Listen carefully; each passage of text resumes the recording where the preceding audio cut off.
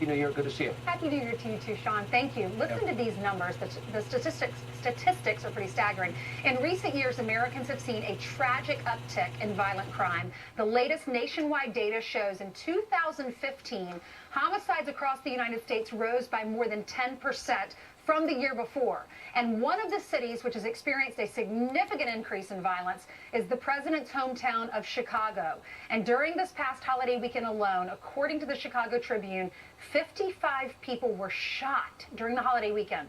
According to the Chicago Police Department, the city recorded a devastating 762 homicides last year in 2016. Now, that is 2 murders a day. It is an unbelievable statistic, 57% increase over 2015. In fact, over the past 8 years, the Windy City has recorded 3,919 confirmed homicides.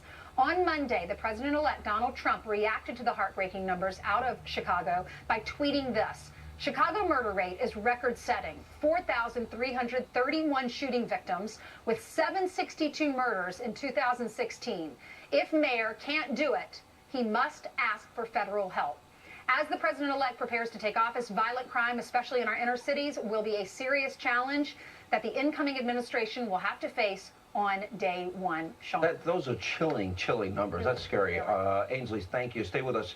Joining us now also with reaction, Milwaukee County Sheriff David Clarke. Sheriff, former police chief of Chicago, one of the top officers there, actually said that 80% of the people being killed and shot are black Americans. We've heard a lot about Black Lives Matter, but the Democratic Party, the president, a Democratic mayor, Democratic president, his own hometown. How do you allow 4,000 murders and 10,000 people shot in 8 years and not do anything about it? Yeah, you just look the other way. Look, there's no sense of urgency on the part of Rahm Emanuel.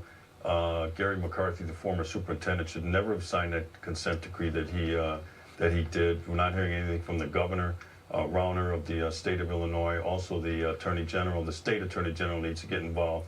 And of course, the resources of the United States Department of Justice. Loretta Lynch has been absent, and Barack Obama has been missing in action. Only in the American ghetto, Sean, could this kind of carnage go on with no sort of emergency measures put in place. If 762 people died in an earthquake, or 762 people died in spring flooding in the Midwest, or if 762 people died in a hurricane in the Southeast, there's no way that everybody would stand by twiddling their thumbs. That's the problem here, no sense of urgency. But here's the bottom line. Here's what's wrong in Chicago. It's not the Chicago Police Department. It's the fact that Mayor Emanuel has allowed Black Lives Matter and the ACLU, the American Civil Liberties Union, to run the Chicago Police Department.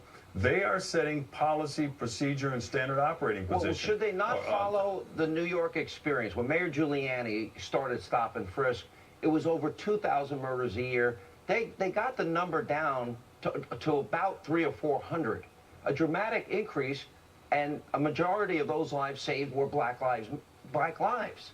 So why not implement a program like that? Would the federal government be able to come in and do that?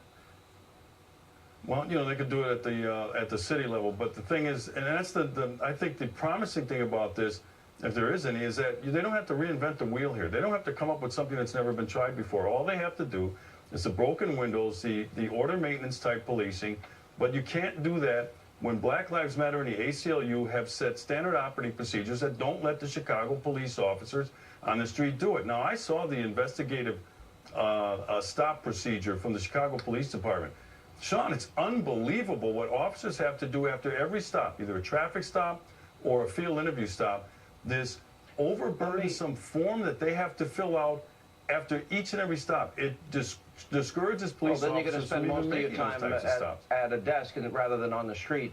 Ainsley, let me go back to you. So in the time Obama's been president, nearly 4,000 people in Chicago were killed. Yeah, it's unbelievable. You know, more people died in Chicago in 2016 than L.A. and New York combined. And when I moved to New York, everyone said it's so dangerous. My parents were so worried. Chicago is the city now that's so dangerous. And they have some of the strictest gun laws. They don't allow assault weapons. And a lot of people say, we need strict gun laws. These activists say we need strict gun laws. But there's no correlation there. Strict gun laws does not mean that murders are down. Look at Chicago. Strict gun laws, but murders are up. I love the fact that Trump said, okay, if you can't do the job, we'll do it. And you know what? Maybe that's a message because all lives do matter. Anyway, great reporting. Thank you. And